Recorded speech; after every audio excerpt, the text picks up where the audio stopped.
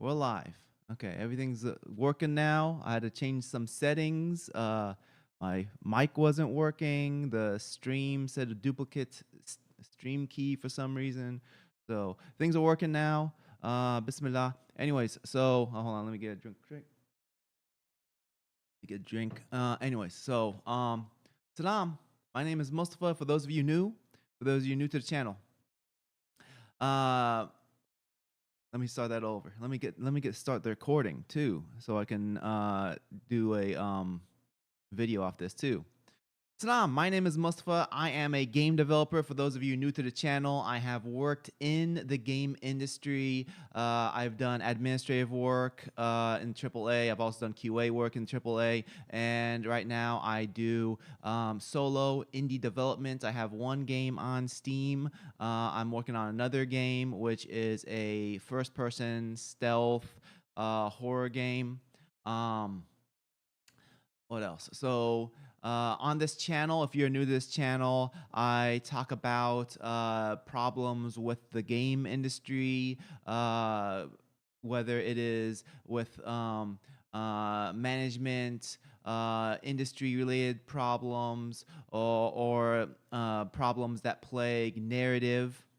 Because narrative helps drive narrative drives society. So narrative is very important. That's why I like to talk about narrative a lot, especially when it is large mainstream projects. I think it's really important to talk about issues that plague narrative. People say, "Oh, it's only a story. Oh, it's only a video game. It's only a TV show." If you want to look at it that way, but you're disregarding the importance of what the impact of stories are to humankind. Sarah Van Balahi, welcome to the stream. Started I guess I'm not that late. I'm still pretty good. So let's move some windows around. So today's live stream, basically I want to do a reaction to a video. It's on the thumbnail.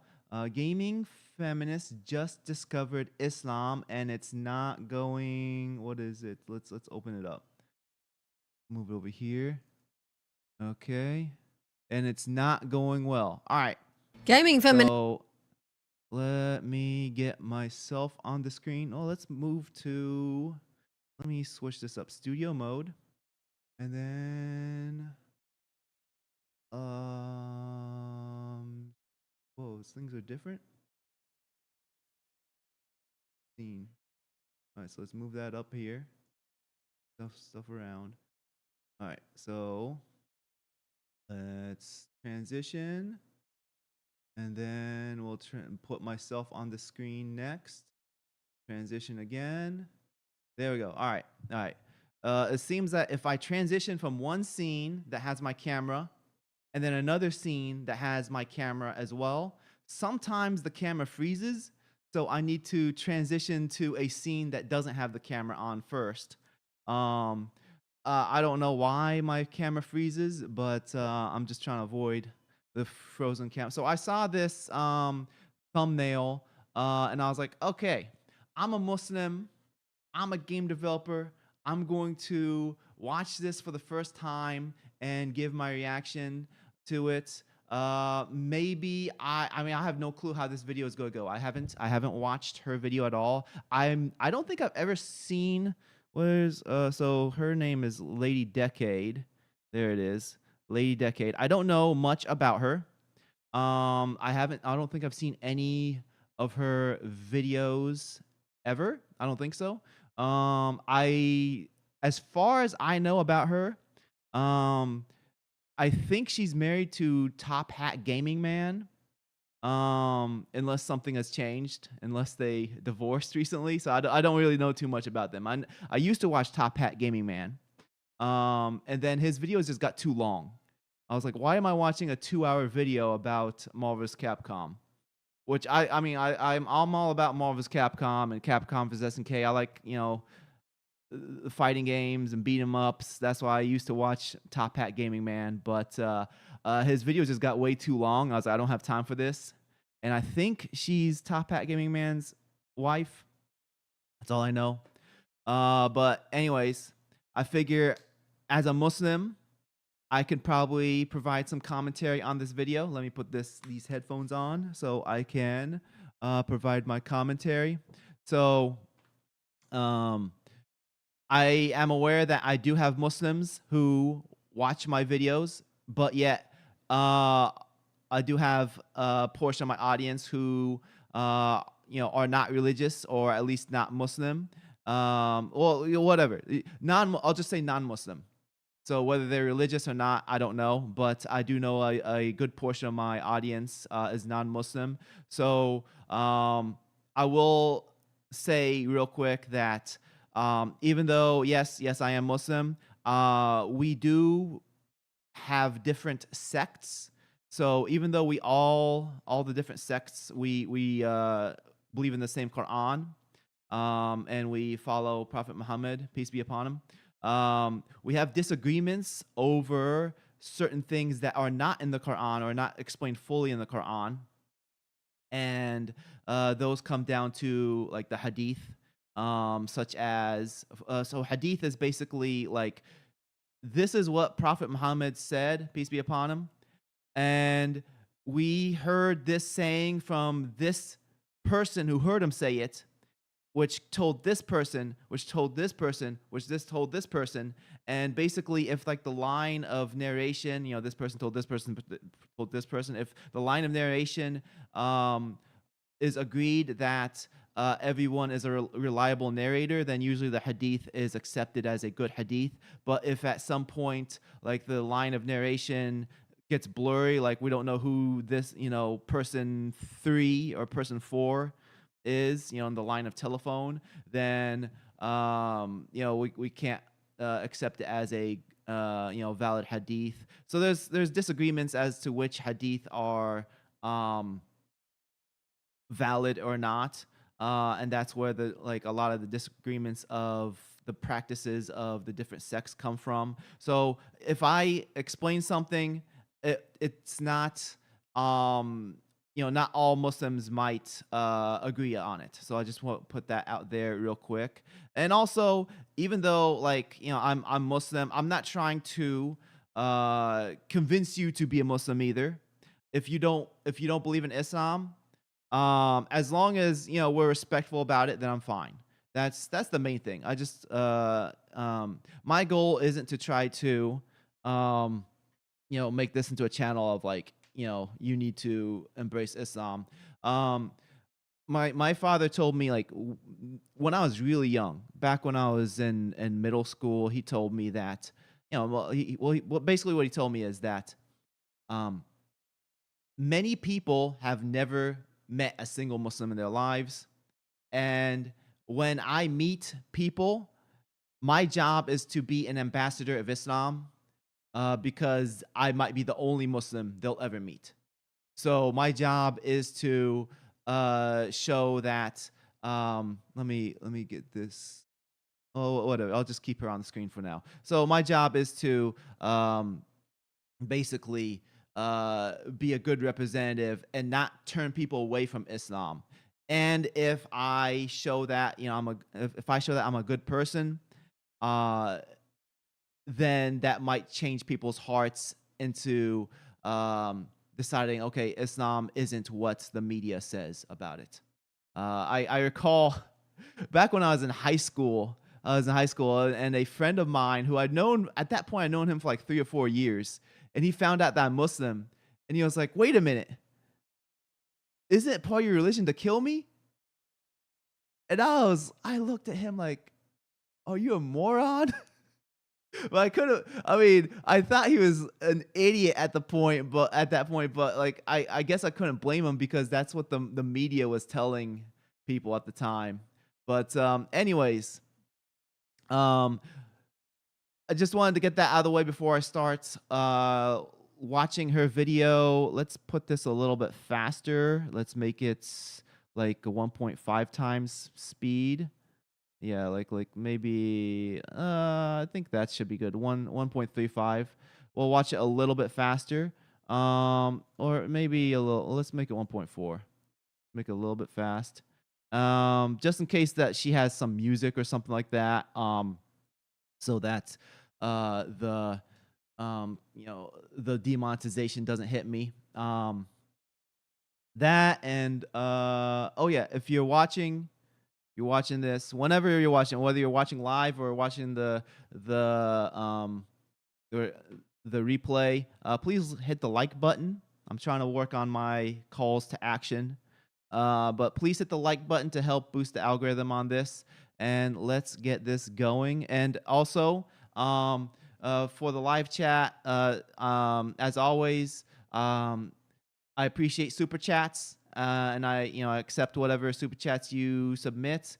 Even if you don't want to do a super chat, I'll still read the chat. I'll still keep an eye on the chat. Anyways, so let's get going. Let's make this full screen and let's hear what she has to say. I have no clue if she's gonna be like in the position of something more neutral, if she's anti-Islam, but we're gonna hear what she has to say. Gaming feminists just discovered Islam and it's not going well. The Gina Davis Institute. So just real quick with the chat, can you guys hear her audio well? Also, is she louder than me, or is it at a good volume? Just so I know if I should higher or lower the volume, please let me know. On gender in media, a self-proclaimed moral authority on representation has become a shocking... I think she's going too fast. Let me slow her down. Let's make it like 1.2.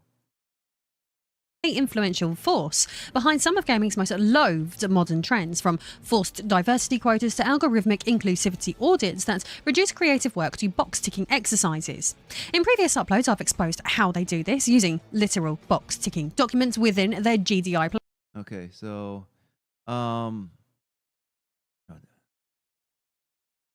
wow, that's how do you identify? How does this identify shape your perspective? Okay. Hey, oh man, how do you say that name? Musgama?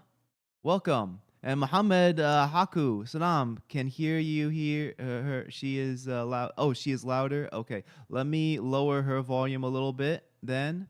Okay. Bismillah. Playbook, a framework explicitly designed to quantify diversity in character design, dialogue, and narrative structure. According to their own website, this system has been adopted across the entertainment industry, influencing everything from Hollywood productions to video game development pipelines. What began as guidance for fairer representation has quietly evolved into a creative straitjacket. So I haven't heard about the Gina Davis Institute until very recently. I think it was like a week or two ago I saw side scrollers talking about it. But apparently like Gina Davis Institute like was one of the spearheaders of the whole like DEI initiatives in media. There is bad people on any religion. Yeah, I completely agree. Yeah, so I completely agree with you that there are bad people in all religions, and that's why I think it's important to emphasize that. So because just because there's bad actors in a religion doesn't mean like everybody of that religion is bad. That dictates how stories are told. The result has been devastating for storytelling. Writers and artists are no longer free to create characters that feel real, flawed, or even beautiful. They're pressured to conform to ideological templates that value messaging over meaning. Well, I kind of disagree on that point, that she's saying that there it's not that creatives are being restricted. It's more, I think the bigger problem is that the creatives are being, the ones who don't want to play ball are not getting like elevated as much as the ones who are playing ball. Like the ones who are playing ball, they're the ones who are getting the jobs with like the mainstream media and all that. And okay. Still, the Institute's philosophy reduces creativity to compliance, framing women as fragile collectives in need of narrative protection and treating sexuality and identity as statistics to be managed.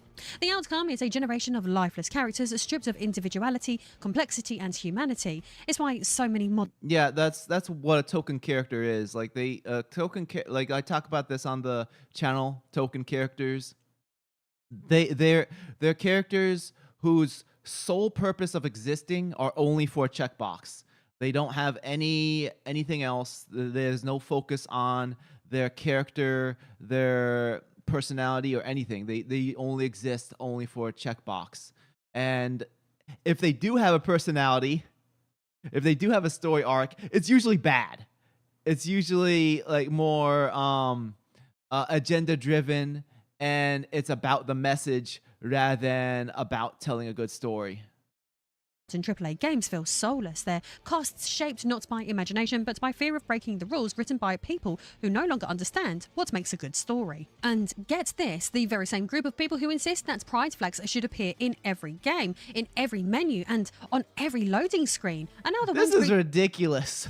like, like, this is just talking to us about Islam, providing us with yet another playbook to scrutinise, yet this one is dedicated to completely how they think Muslim women should be shown on screen. So please sit back, relax and prepare yourself, because today we're diving into one of the most unintentionally poor documents ever written about religion and representation. This is what happens when gaming feminists and gender theorists who can't write a believable woman to save their lives decide they're qualified to redefine Islam for the entertainment industry. It's preachy, it's patronising, and it's just as out of touch as you would expect. so. I'm starting to get an idea of where she's going with this. I'm not sure, like, if I'm going to agree with her takes or not. But I just want to add before we get into this. Basically, there have been 4 major archetypes that let me see if I can pull this up real quick. Real bad Arabs. There's been 4 major archetypes that have been documented by Suit Jolly, Dr. Suit Jolly. Let me get this on screen real quick. So he made this documentary called Real Bad, Real as in like a film reel, Real Bad Arabs. And let me see if the archetypes aren't. Yes, the archetypes. He narrowed it down to 4 different archetypes. The who is portrayed as this. I'm not going to say that word out loud, just because we're not allowed to say those words on YouTube. The shallow or silly Arab is naive and pursuing only fun. But basically, usually this one's a rich person, like a rich oil selling Arab, and he's really dumb. And then the Bedouin Arab. This is the least offensive one, but he's like he lives out in the middle of the desert, and he lives on he has a tent and a camel. And this is just like, I mean, it's the least offensive, but it's like, okay, Arabs are dudes who just live who live in the desert. And then you have the arrogant Arab, which is tied with this one, usually rich, but this one he oppresses women. So like if you split the rich one into 2 different archetypes, they could be also the same. One is like silly and goofy, and the other one is oppressing women. So these are the 4 major ones. Yes, Sarhan Balahi. Yes, having a sultan type. Yes, but so these are the 4 main ones that have been true for a long time, and usually, if you look at the films that push these, I mean, this is what Dr. Sutjali has pointed out at the end of his documentary, is that if you look at like the films that push these 4 archetypes, they're usually owned by companies that are owned by the Z word that you're not allowed to say on you're not allowed to say on YouTube. But there's a 5th archetype, which is a newer one, which Dr. Sutjali he doesn't cover because it's more recent. And basically the more recent archetype or trope is basically the good Arab or the good Muslim. And basically this one is one that conforms to secular society, one that rejects his or her parents, one that rejects his or her, who has a struggle with a struggle with his or her uh, Islamic beliefs, and usually, basically, the message that's told with this trope is that it's okay to be Muslim as long as you're not too Muslim. As long as you're kind of Muslim, but not too Muslim. And we've been seeing this a lot, especially with Netflix. Netflix has so many like Muslim characters that, like, for example, they it's Ramadan, the fasting, and then they break their fast and drink a shot of alcohol and say Bismillah before drinking the shot. Like, this is like actual thing in Netflix. Like, I've seen like these different instances, or like the female who really wants to take her hijab off so badly, and then she has a scene where she takes off in slow motion and her hair like brushes in the wind. This is the fifth archetype, the Muslim who is kind of Muslim, but basically more liberalized. So you have like the two extremes. You have the four archetypes that are one extreme, except the Bedouin's not that bad. It's still a silly archetype, but still not that bad. And then you have the other extreme, in which they're like completely liberalized and are barely hanging on with their faith and traditions. Anyways, let's get back to what lady, what's her name, Lady Decade has to say. So, with that said, I am Lady Decade, and if you enjoy a good counter narrative, then hit that subscribe button. Let's talk about the gaming feminists who are pretending to understand Islam. Religion plays a bigger role in some people's lives than gaming ever could, though judging by how some of these activists write, you'd think that they're the ones founding a new faith. But if you'd rather spend your time playing games rather than being preached at about them, let me remind you that I can help you access all of the best modern releases for next to nothing. Use my links to get 38% off a Silent Hill F, 29% off Black Myth Wukong, 24% off a Final Fantasy Tactics Institute on Gender in Media. That's meant to assess I how... went too far. Let's go back. Her ad was going pretty long. There we go. The Surviving to Thriving the Muslim Women on-Screen Test is a checklist created by the Gina Davis Institute on Gender in Media that's meant to assess how Muslim women are portrayed in film, television and games. It's designed to measure whether characters move beyond stereotypes such as being oppressed or voiceless, and instead are shown as thriving individuals with agency, depth and positive representation. As one would expect though, if you have watched any of my other videos on GDI, in practice it of course functions like yet another ideological scoring system, reducing complex cultural and religious identities to a set of criteria for studios to tick off in order to appear progressive, rather than encouraging genuine understanding or nuanced storytelling. In its Muslim Women on-Screen Test, the Institute warns creators against what they refer to as exotic or highly sexualized depictions of Muslim women, citing characters such as wives, belly dancers or enslaved sex workers as products of Islam's image problem. While it might sound that's what I was about to say. Like the whole like belly dancer image, like even like Princess Jasmine, who's supposed to be royalty, is basically designed to look like a belly dancer. At first glance, the irony is that this statement exposes a spectacular level of ignorance the very moment the document begins. The authors confidently wade into history armed with nothing but buzzwords, blissfully unaware that the dance they're referencing predates Islam by several millennia. Archaeological and historical evidence traces its roots back to ancient Egypt and Mesopotamia. Ritual movements tied to fertility and goddess worship devoted to deities like Isis and Ishtar long before the Quran existed. It's the kind of mistake that only happens when activists try to rewrite history with nothing but a few bad tags and a sociology degree.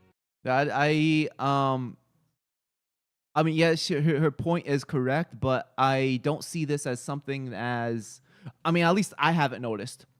I haven't noticed this being a thing in which like liberals are mixing up belly dancers with Muslims. I that's not something I've perceived at all. In fact, the UCLA Encyclopedia of Egyptology notes that the oldest depictions of dance come from the pre-dynastic period, 4000 to 3200 BC, depicting female figures, perhaps goddesses or priestesses, dancing with upraised arms. Islam, by contrast, was founded in the 7th century AD. That represents a historical gap of over 3 millennia, yet somehow a 21st century media consultancy group has decided to conflate this ancient pre-Islamic tradition with a modern Muslim identity stereotype. And worst of all, they call that progress. The irony, of course, is that in its zeal to protect Muslim women from misrepresentation, the Gina Davis Institute has ended up committing a quiet act of cultural erasure. An ancient multicultural art form has been stripped of its diverse origins and repackaged as a purely Islamic symbol, with thousands of years of history bulldozed to fit a modern activist. See, yeah, like she's still going on this point of the whole belly dancers, and the thing is, like I said, I don't see this as an issue that she's making it out to be, because I don't see portrayals of Muslim women as belly dancers in media, or at least video games. Yeah, in video games, probably in TV shows and movies, but at least in video games, I don't see it. And it's clear that it's not something in video games, because she only has one example that she keeps showing on the screen, which is Shantae, the genie.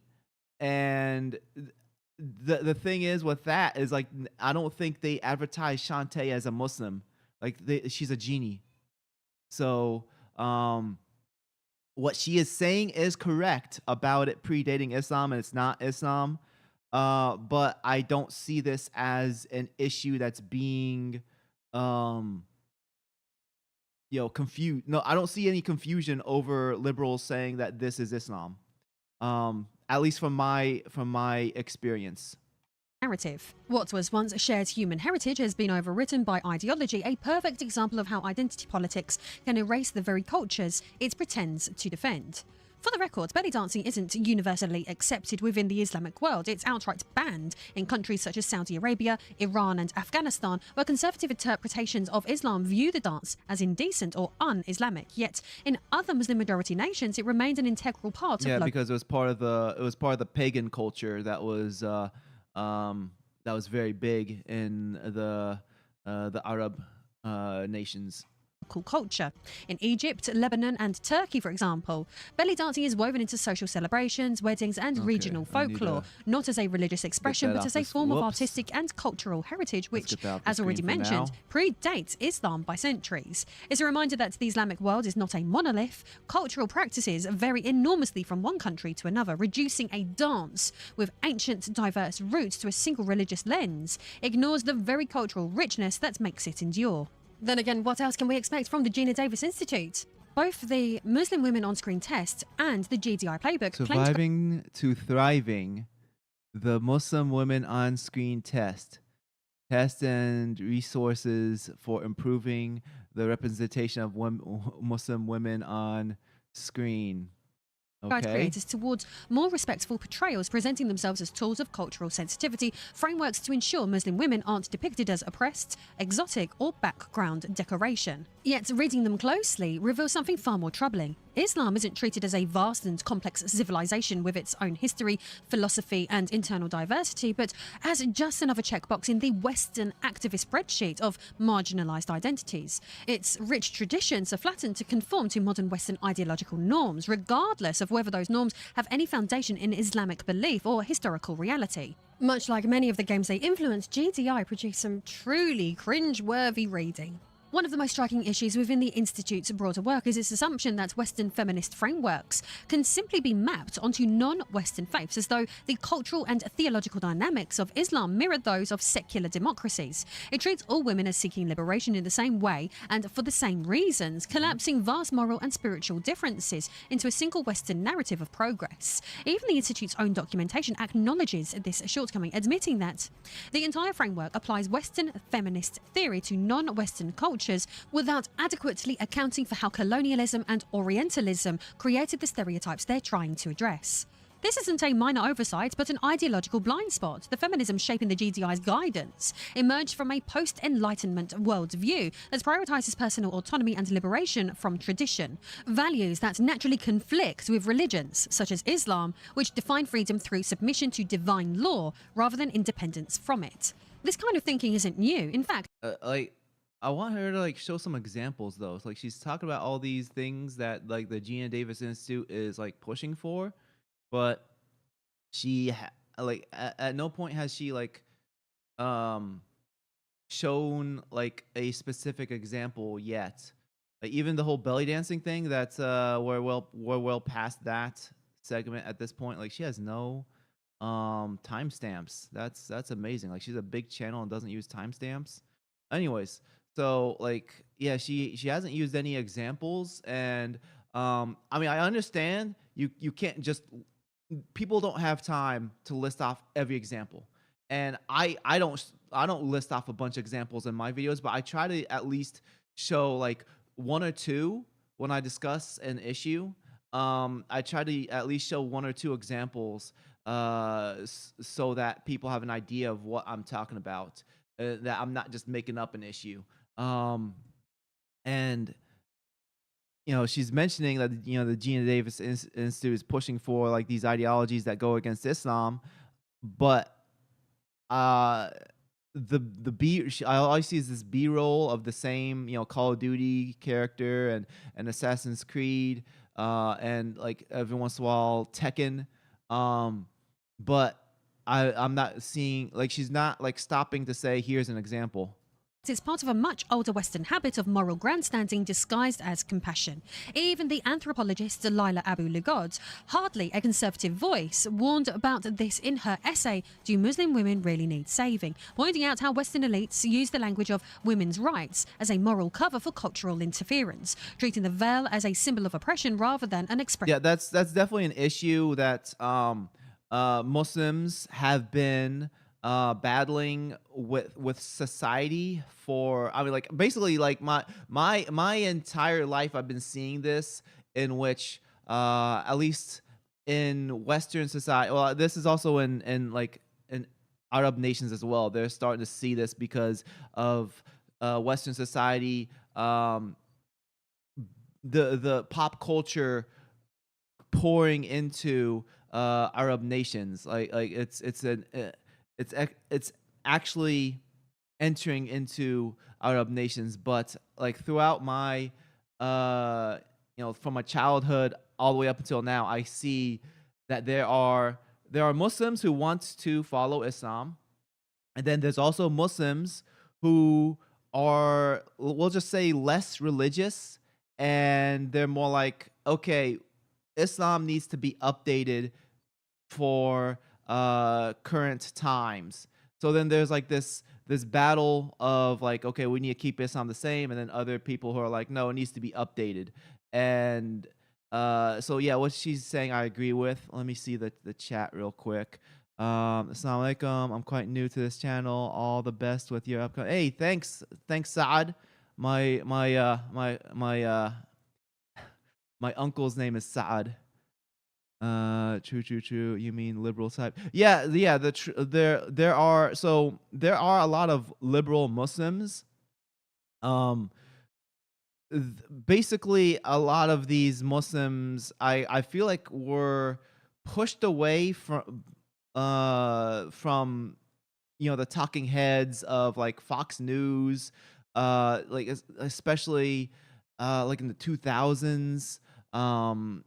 And there's so much like flat out lies about Arabs and Muslims during the 2000s. And so basically a lot of Muslims decided that the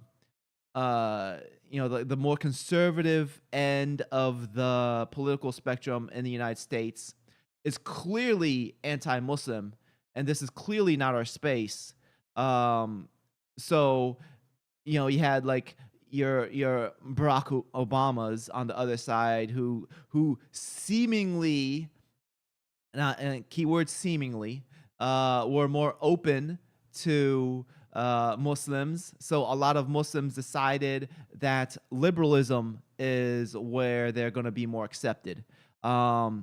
Now, in actuality, we're not really accepted on either end, because one end doesn't like us because we're seen as an enemy, and the other end doesn't like us because they see our ideals as conflicting with their ideals. So both ends don't really accept us. But yeah, there are like, yes, I'm talking about the liberals. Let's get back to this. Of faith. The women of GDI are a new self-appointed moral class using liberation as a justification for lecturing everyone else. And now it's apparently with PowerPoint slides and diversity jargon. The same moral pattern is evident in the Institute's language, only now the Western elites have been replaced by media consultants and the rhetoric of salvation has been rebranded as inclusion. Muslim women are no longer portrayed as needing rescue from despotic husbands or patriarchal societies, but from portrayals that fail to reflect the Western progressive values. This isn't to say that criticism of injustice in Muslim... Yeah, that's what I was talking about earlier when I mentioned like you have your four tropes that are mentioned in Real Bad Arabs, and then you have your fifth trope, which I discussed, which is the good Muslim, the Muslim who isn't too Muslim, or the Arab who isn't too Muslim. Basically, media likes to clump up Arabs and Muslims as the same, even though they're different. Arabs are not all Muslim, and not all Muslims are Arabs, but the media likes to clump them all as the same thing. But with that said, yeah, what she's saying is true about like they like, especially Netflix wanting to save women. Like it's usually the women who are in these roles where they're having, you know, young women who are arguing with their parents. They want to take their hijab off so badly. They have a slow motion scene where they take off their hijab. They drink alcohol. They have a boyfriend. Even like what's it called? Miss Marvel, Kamala Khan. She like, even though she's originally written by a Muslim, like the character, like she doesn't represent Islamic ideals. Like she you know, in the very first issue, she's like at a convenience store smelling hot dogs, and she's like talk about how she wants to eat the forbidden meat or something like that. And then she ends up having a boyfriend, like, you know, just complete, you know, stuff that are completely against Islam. And that's what that's basically the liberal message that they want to use female Muslims as a Trojan horse. Excuse me, had a burp. They want to use female Muslims as a Trojan horse to push liberal ideals.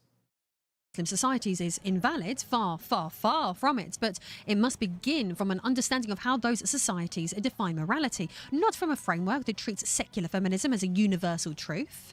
In trying to liberate Muslim women, the Institute reproduces the very colonial logic it claims to have outgrown, only now the sermon comes via corporate diversity workshops.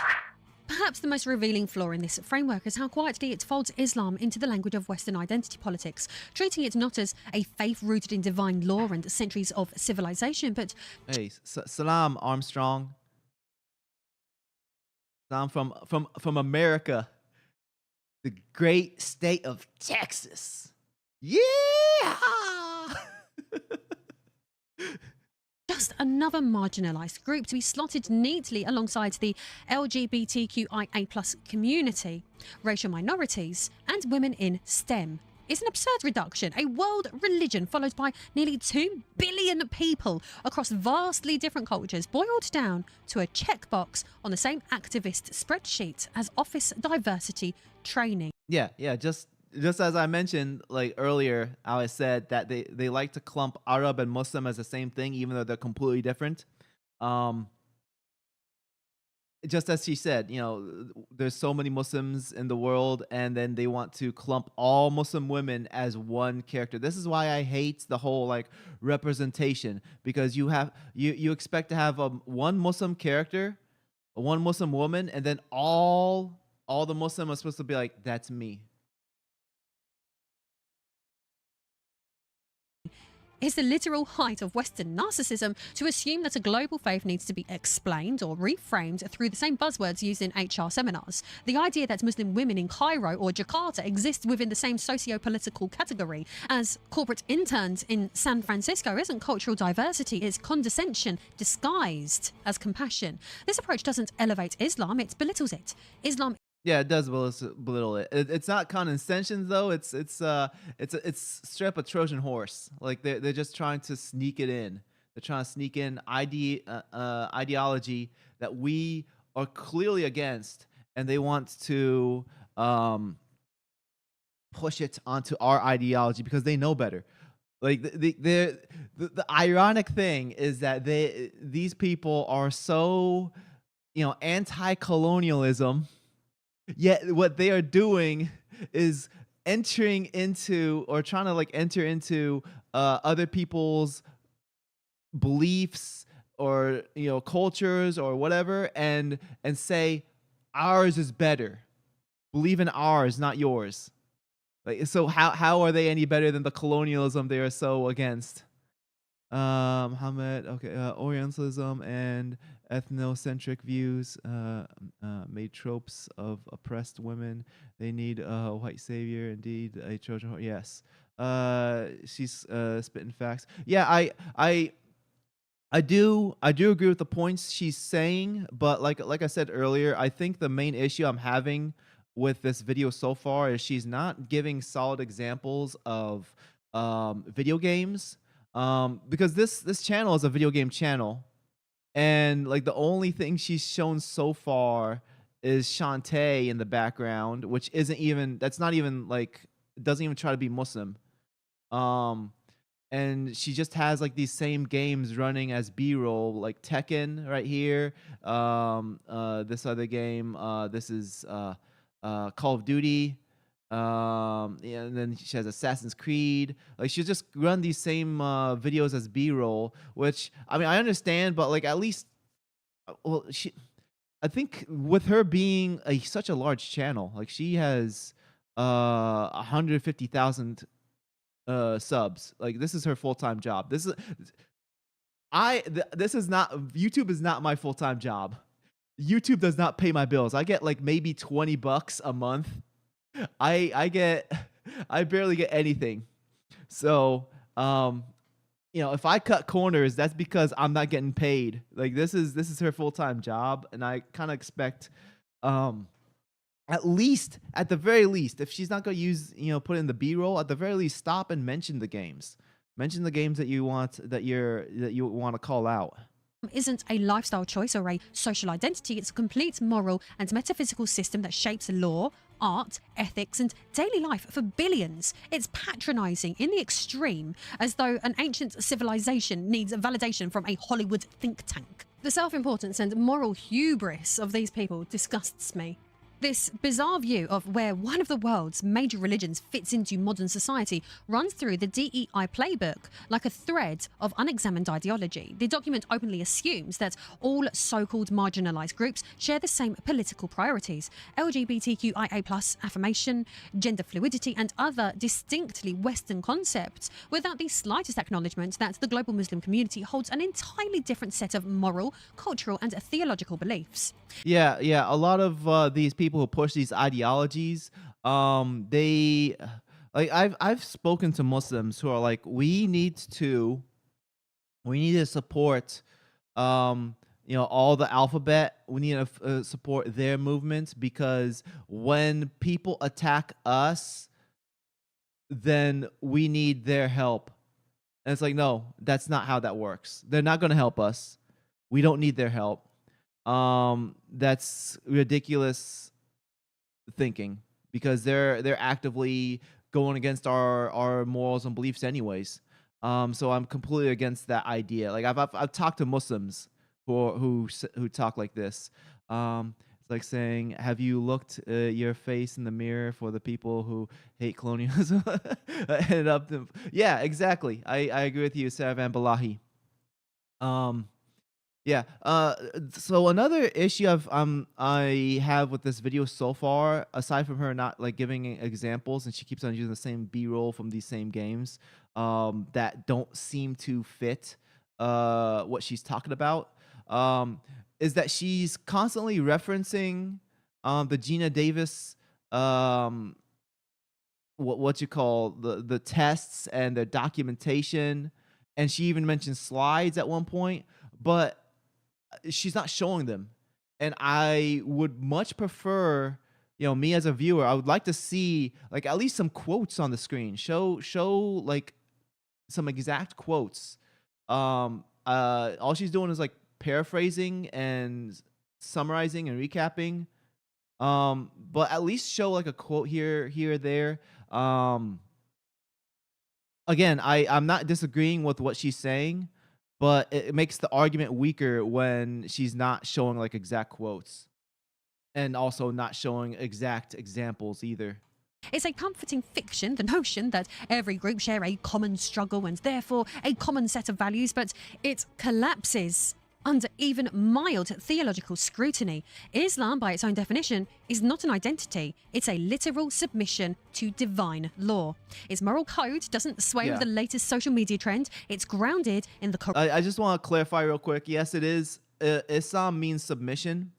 And people say that and point at that and be like, all right, we got them. It means submission. But what it means, to clarify, is that I, as a Muslim, I'm submitting my will to the higher being, God. Like I choose and admit that God is higher than me, and that my purpose in my life is to follow God's ruling. Therefore, I submit myself to God.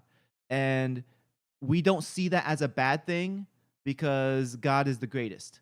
And for us to follow and submit to God and be a slave to God is a good thing. Now, if we are a slave to something else, like such as being a slave to money, being a slave to people, that is seen as degrading.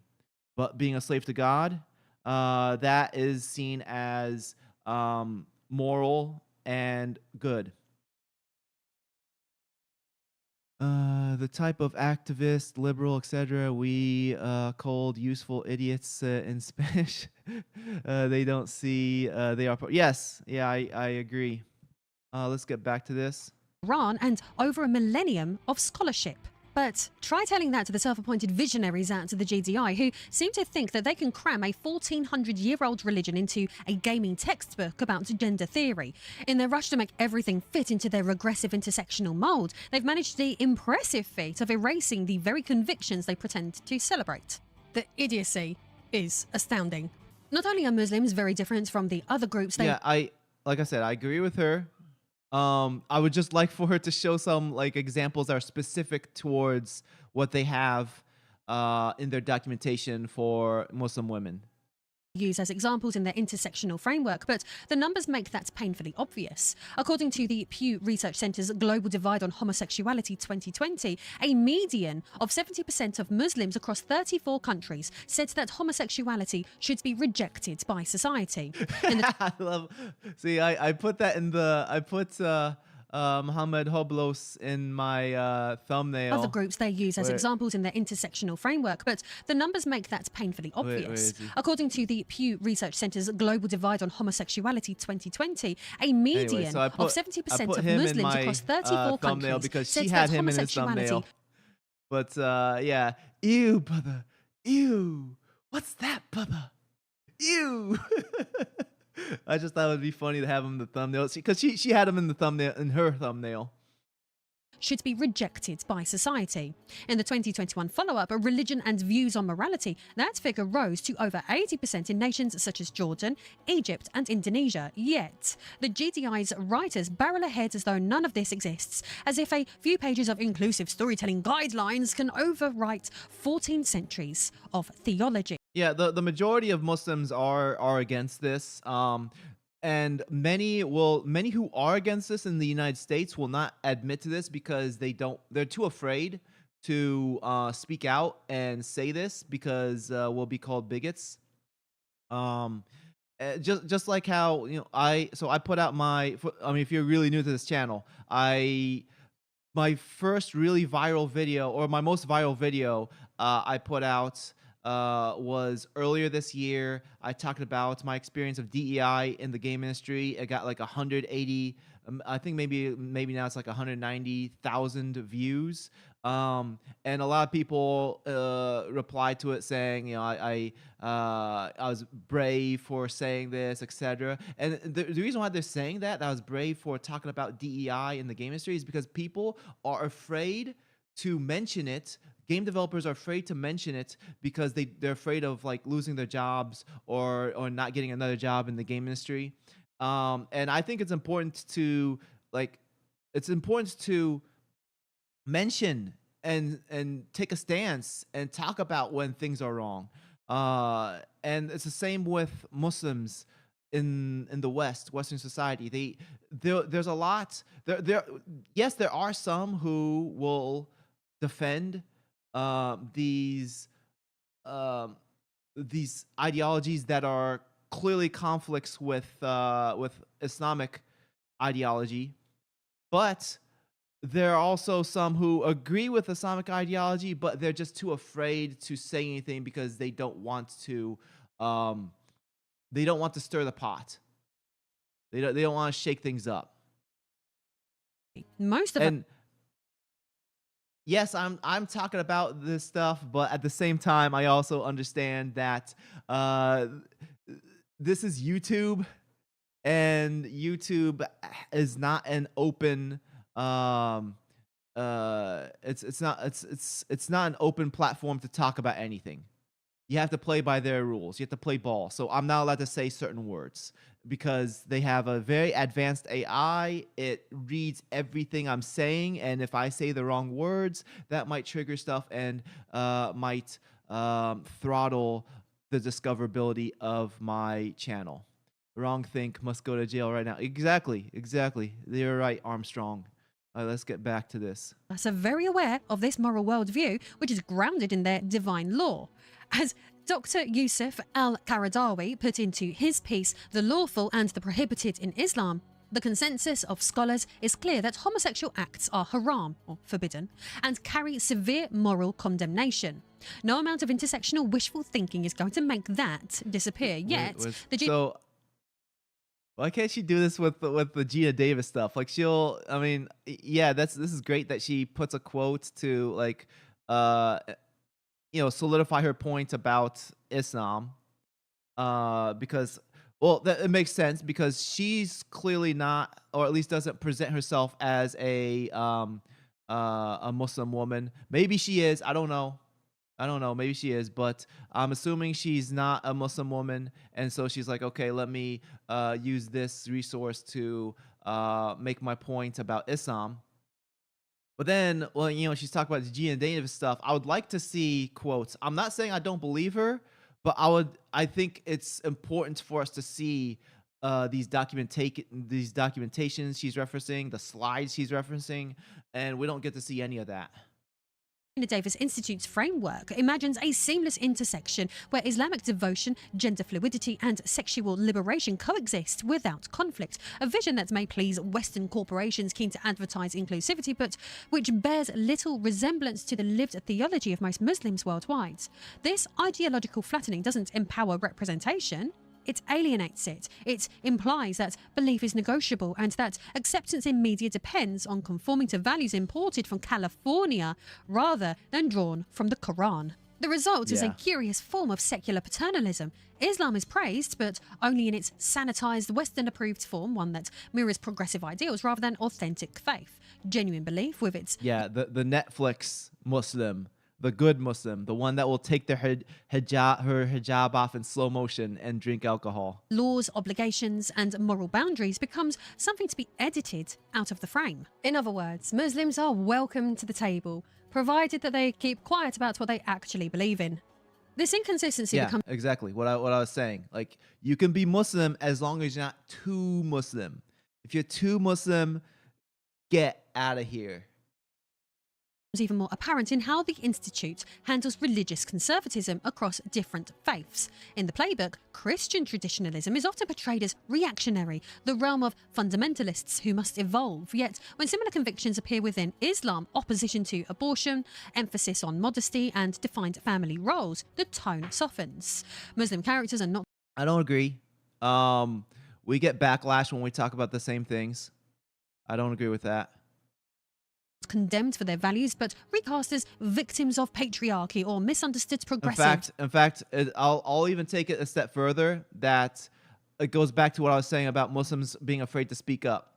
There are many Muslims who will like those topics that she said earlier. I don't want to repeat them because if you say words too much, YouTube doesn't like it. But anyways, those things that she said earlier, that if Christians say it, they're in trouble, and Muslims say it, then they soften up.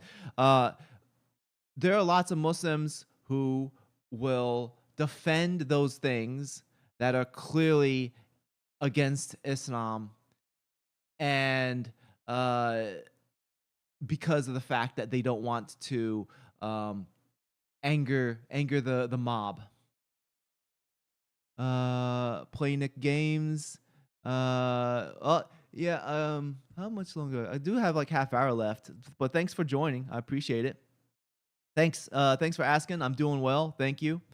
All right, let's get back into this. And again, for those of you who joined in, please hit the like button to push the algorithm. And yeah, and also I'm open for what's it called? Super chats. But if you don't leave a super chat, that's still fine. I'm still reading the chat whenever I look over.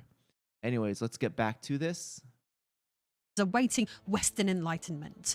In effect, the Institute doesn't reject religion outright, it just demands that faith be edited, softened, including LGBTQIA+ Muslims, encouraging writers to present the same-sex attraction within Islamic settings as an act of courage or... Yeah, her mentioning that. So, I want to pause real quick. Let me read this chat real quick before so it seems no matter what religion it is, they water it down and dilute it, and like it's some problem. Just yeah. So yeah, they like to they want to water us down, and they want to use us as a check mark. Well, specifically Muslim women. They don't care about Muslim men. Just like how they don't care about black men, they only care about black women. They want Muslim women because they are visually a check mark. But while she's talking about that, so there is what was that girl's name? It was in Young Justice. Was her name Halo? I think her name was Halo. Give me 1 second. Let me find this character. Yeah. So this character. Okay. So this character. I really liked Young Justice season 1 and 2. I was a huge fan. Young Justice season 1, Young Justice season 2. I loved that show. It was awesome. It was a great show. Young Justice season 3. My wife and I were watching it, and we're both like, this is the dumbest thing ever. We had enough, and we both quit. We both quit watching the show, mainly because of this character. So this character basically, well, first of all, Young Justice season 3, it focused on all these new characters rather than focusing on the characters that they used in the previous seasons, or even building up on some of the ones that they introduced, like Static Shock. Rather than building up on him, they decided to focus on these brand new characters, and also make everybody gay, like Aqua Lad. But anyways, so this character Halo. Let me read the chat real quick. In essence, liberal society promises Muslim communities egalitarian sense. Yes, I agree, Muhammad. But so this character Halo, I'm trying to recall how they presented her character. So basically, let me make that a little bit bigger. Uh, she was so it took place in one of their fake Arab countries, because in DC they have fake cities and fake countries. Okay, so they had like this fake Arab country, and then this woman, she dies, and then a mother box. So a mother box is a computer from the planet Apocalypse, which is where Darkseid lives. So this mother box, the mother box is basically neither technology nor human, because it's kind of like a living technology, and the mother box takes over her dead corpse before, like shortly after she died. So it was still able to like, she wasn't that messed up. Anyways, so this new character, she was neither the Muslim woman that she was, nor is she the mother box. She's like a combination of the two. And she's like, first she seemed like a fun character. She had like a good personality. She was very fun and likable. But what, like, really, I was just so I really had it with them with this character, because of the fact that, so she was wearing a hijab, and she's like, I don't know why I'm wearing hijab. It just feels normal because the past life of this body wore it. And then she's like, and then she says she's not a she because she's a mother box. So she's kind of technology. So she said that she prefers to be they them, and she's non-binary. And then and then she starts dating one of the guys, and it was pure. It was clearly that the character was all the check marks.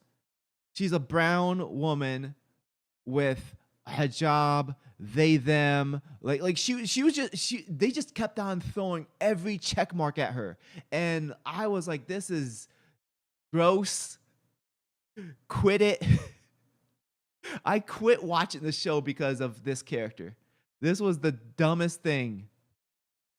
And like I said, I really liked Young Justice season 1 and 2, and for them to just do this character in season 3, which was clearly she just existed for all the check marks, and the people who wrote her don't know anything about Islam, and uh, it's like, get her out of my face. What's wrong with you guys?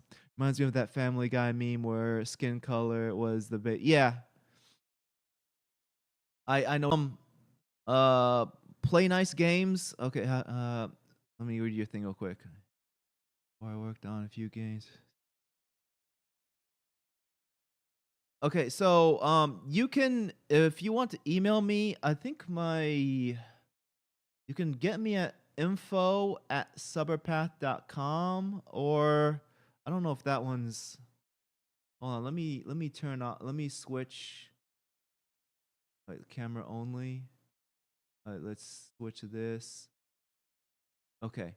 All right, so let me check really quick what's my Sabr Path email. I'm gonna let you know right now. As far as collaboration, it's probably gonna be really difficult for me, because right now I'm in between jobs. I just finished an assignment, and I need to get another job ASAP, that pays. So I'm right now, priority for me is like applying for jobs. I'm doing like a tutoring thing as well, because it's right now, priority is getting another paid job, because my last assignment just finished. So let me see what but just send me an email anyways. I'll see what you have to say, but let me see what is the email. What is my email? The Sabr Path email.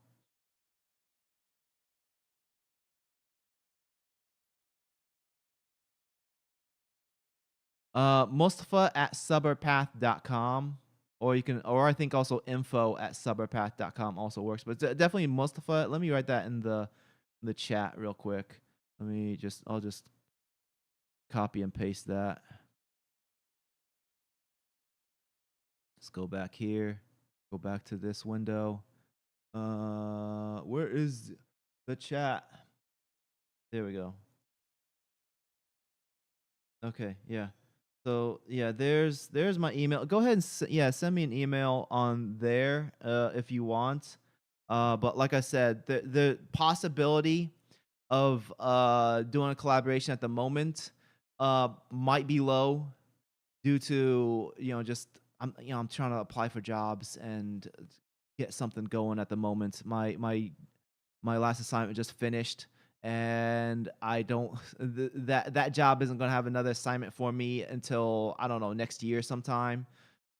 Um and paying the bills is important at the moment. But anyways, that's my email address. Oh, that's 10 levels of Netflixing. Yeah. Anyways, let's get back to this. So I have another, let's see, another 30 minutes of this stream. So it looks like we're just gonna focus on this one topic. Oh, let me switch back. Let me switch back to this transition. Yeah, so we're only gonna have one topic this stream since I'm about 2/3 into this video, and I'll have 30 minutes left. But again, hit the like button if you're watching this video. Please hit the like button, and I'm open to super chats as well. Let's get going. Let's resume. By celebrating fictional Muslims who freely embrace lifestyles that Islam explicitly forbids, the Institute replaces authenticity with projection. The result is a cinematic illusion, characters who exist not as believers with inner conflict, but as narrative instruments designed to reassure Western audiences of their own moral virtue. Such portrayals don't challenge prejudice, they replace it with a softer kind of Orientalism, one where the East is no longer mysterious but conveniently progressive. All of this reminds Why does that look like Orientalism. Bella Ramsey? Oh, my thing froze. Let me switch to this. All right, let me switch transition, and then let me switch to this. Am I working? No, I'm not working. I'm still frozen. All right, let me try this. Let's try this. So 1 second. Sorry. Transition. Property. How about if I do this? So, well, this is working. If I go here, that works. And then if I do this, and then, all right, I think I got it. All right, I'm working. Anyways, she looks like Arabella Ramsey. One where the East is no longer mysterious but conveniently progressive. All of this remains a quiet paradox at the heart of the Gina Davis Institute's model. Its authors pride themselves on dismantling stereotypes, yet their work depends on creating idealized Muslims who conform to Western liberal sensibilities. By refusing to engage with Islam on its own theological terms, they produce characters who may please Hollywood but feel alien to the vast majority of Muslims worldwide. One passage from the Muslim Women on-Screen test reveals this bias with striking clarity. I noticed that she stopped saying video games and now she's saying Hollywood, which what she is saying is correct. Like Hollywood, Netflix, all they're all focusing on this. But that goes back to like what I was saying earlier about she's not giving game examples, even though her thesis that she started the video on was about this being in games. Harmful portrayal, it says, includes any scene where a Muslim woman is shown as being primitive, backwards, or otherwise out of touch with modern society. For example, lacking modern technology, wearing outdated clothes, or being intolerant of others' ideas. On the surface, that sounds like a warning against caricature. In reality, it makes for accurate historical portrayals being almost impossible. A religious person, by definition, is bound by their faith. That is a good point. That's a really good point. Yeah, like if it's a historical portrayal and they have to use modern technology, that's literally impossible to have a woman, a Muslim woman in a historical setting. If the rule is she has to have modern technology, I think that's a good point. That was me calling her Bella Ramsey. Hey, that's she's a video game character. Her feelings aren't gonna get hurt. wearing outdated clothes, or being intolerant of others' ideas. On the surface, that sounds like a warning against caricature. In reality, it makes for accurate historical portrayals being almost impossible. A religious person, by definition, is bound by their faith. They cannot simply adopt every modern idea without abandoning the very principles that make them devout. Expecting believers to mirror secular values isn't progress. It's yet more cultural erasure dressed up as empathy. If a filmmaker depicted 16th century Istanbul authentically, that's exactly it. Like they're trying to be like, oh, we're saving Muslim women, but they want to. Oh, where'd my video go? Hello, 1 second. Let's fix this up. Why? Okay, let's camera or my phone. Let's turn this back on.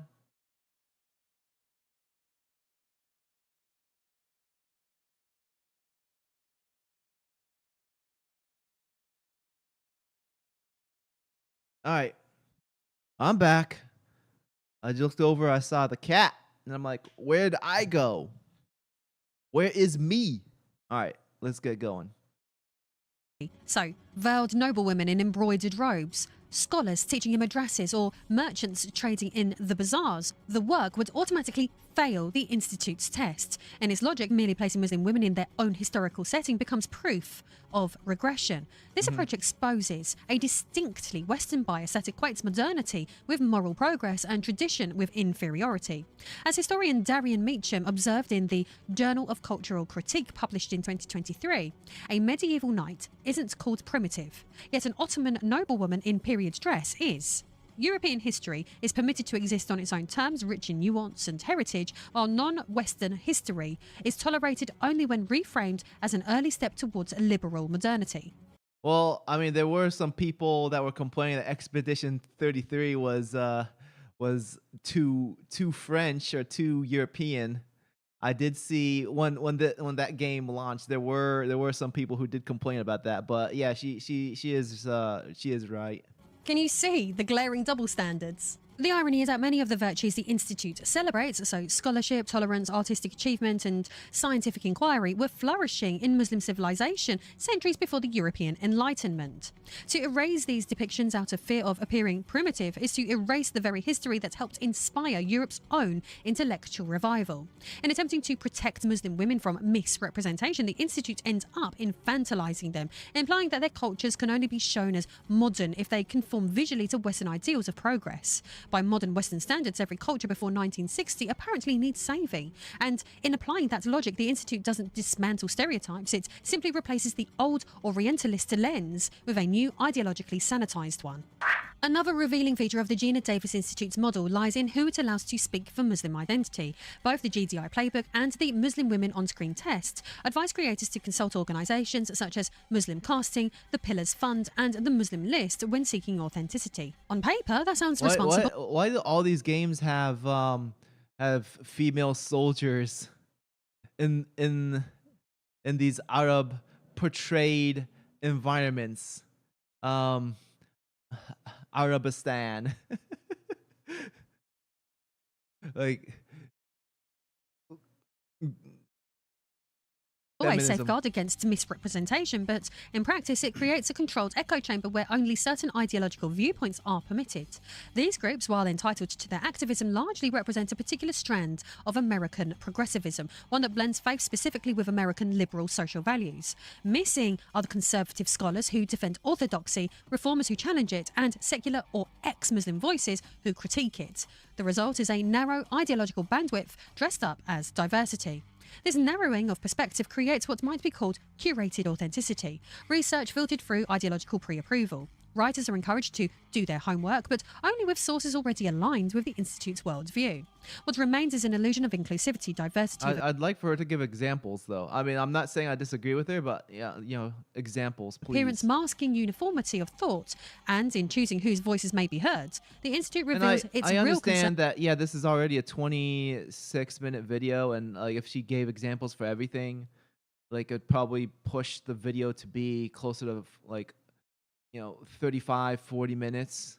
But the issue, I mean, like I said, she lacks a lot of examples throughout this And is not whole diversity video. of belief, but control of narrative. In the end, the Gina Davis Institute's consultation service doesn't expand representation, it places it. The truth, though, is that beyond the policy papers and Hollywood guidelines, real Muslim women are already reclaiming their own stories. Across the Middle East, North Africa, and the diaspora, many have revived Raqs Sharki, the traditional dance mislabeled in the West as belly dancing, not as rebellion against Islam, but as a reaffirmation of cultural heritage. As one Egyptian dancer told SharkiDance.com in 2025, it is part of who we are, not a religious statement, not rebellion, simply a celebration of life. At the same time, many devout Muslim women choose to reject Raqs Sharki entirely, seeing it as inconsistent with Islamic modesty. Their stance is equally Yeah. valid because it reflects personal conviction rather than the moral templates imposed by outsiders. Between cultural expression and religious restraint lies a spectrum of belief that no self-serving checklist could ever capture. This diversity extends far beyond art. Get off the screen. Muslims form the most racially and ethnically varied faith group on earth. According to the Pew Research Center, only about 14% are Arab. The majority live in South and Southeast Asia, with vast populations in Indonesia, Pakistan, Bangladesh, and India, alongside Yeah, like what I was saying earlier, they like to mix Muslim and Arab as the same thing, and they're not. millions of Arab is the ethnicity of the Arab nations, and being a Muslim is a practicer of Islam. Not the same thing.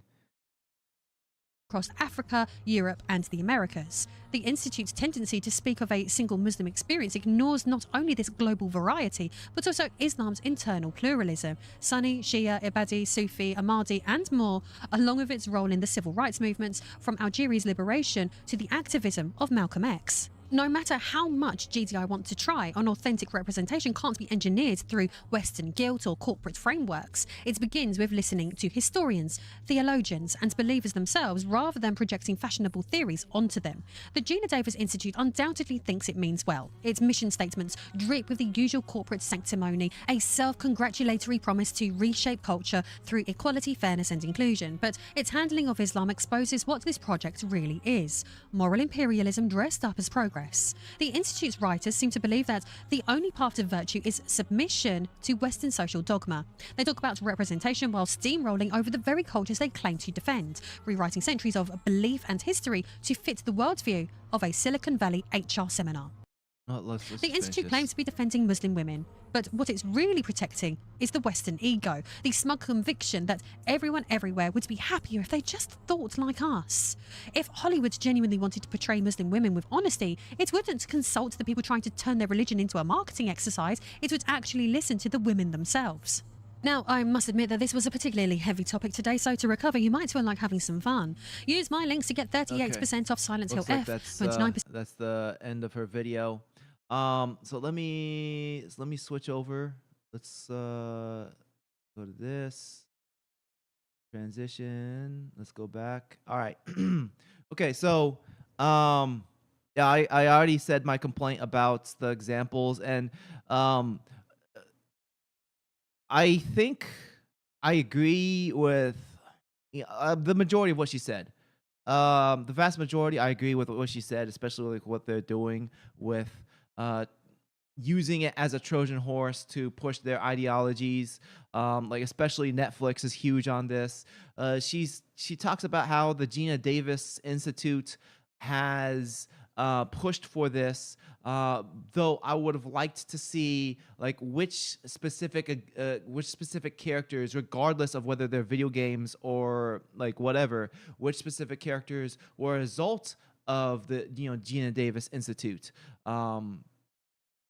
So that would have been useful. Though that doesn't change the fact that I agree with, like maybe 90-ish% of what she said. I don't feel like I disagree with her overall message.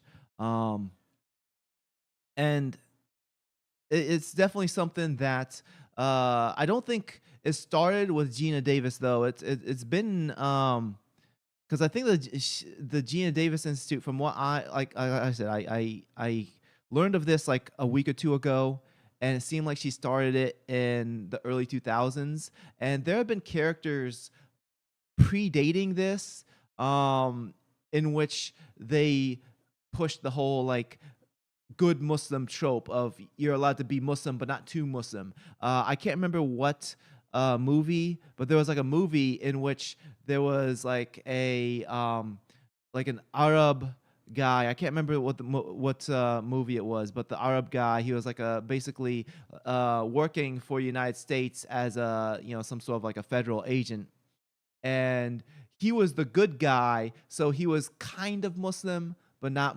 he wasn't too Muslim. Um, and so this it's been around since like the 90s, so I don't think it started with the Gina Davis. Uh, and I guess the main thing I disagree with her on is like I don't see this too much in video games, other than those examples she had on screen, especially the female soldiers, in which they're making them out to be like a big part of like Arab military. um, I mean, I'm no military expert, especially of Arab nations, but I don't see that as believable. Me personally, I don't see that as a believable thing when I see like all these female Arab soldiers. That doesn't. I don't buy it. So seeing those, yeah, I agree with those being goofy, but I don't think that in video games it's such a problem. As it is with uh like especially Netflix. Netflix is huge. Netflix is huge on pushing this nonsense. Um I don't see anything else in the chat. No new comments. So let me talk about, with that said, yeah, so I didn't know how that video was gonna go. I wasn't sure if it was gonna be like something that I would completely disagree on, or if I would, you know, agree at all with anything. But it looks like I agree with most of the stuff that she said in that channel. So, or that video. Um, Real quick, what else am I to talk about? Oh yeah, so, um, get this on screen.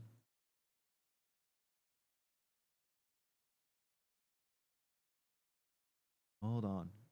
Open. Get link. Copy that. Copy. Let me do an incognito window so it doesn't show my information.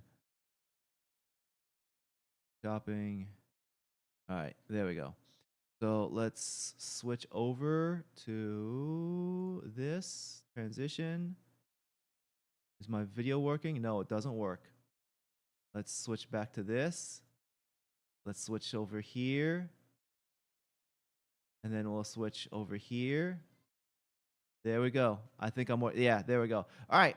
So I'll drop this in the chat. So this is my book that I published this a while back. Let me post that. Okay, yeah, 2021. So I didn't write this book with AI because I published this in 2021 before ChatGPT.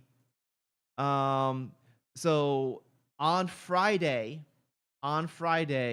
uh, I set it so that this book will be 99 cents for the Kindle version. So regular price for Kindle. Let's make this a little bit bigger.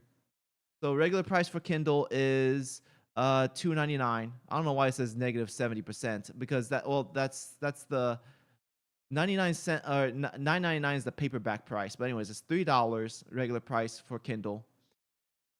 On Friday, it's gonna be on sale for 99 cents. Um, So if you want to get the paperback version, if you prefer paperback, go for that. But in the Kindle version, will be 99 cents. Basically, this book I wrote, like, I was obese and I hurt my spine and I was limping around and I was like, okay, this is gonna be the rest of my life. I'm gonna be fat and limping the rest of my life, and I need to be happy.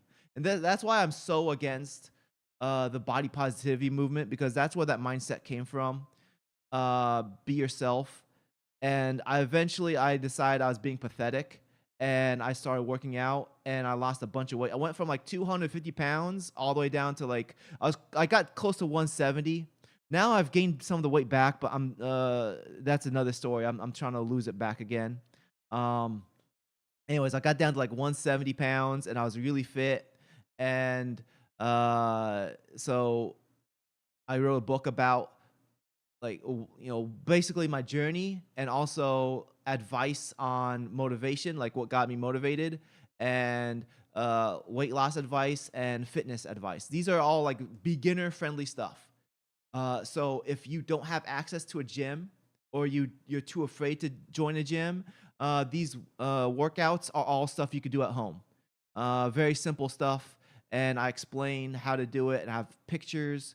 So like, if this is something that interests you, it's 99 cents. What I'd really appreciate is if you end up buying this book, please leave a review. I got like only 8 reviews. Um, and man, why are my kids are going nuts? I'm pretty sure that you can hear them on the mic. Anyways, it's tough getting people to review, especially since, like, so many people are like, oh, okay, I'll leave you a review, and then they forget about it. Um, so if you buy this book, please leave a review. The 99 cents, I'm not going to make. I'm literally, at this point, if you buy the book at 99 cents, I'm literally making cents. Like, I think I probably keep like 40 cents, 30 cents, something like that, less than that. But if you pick this up, please leave a review. It's going to be on sale starting Friday. It's not on sale today.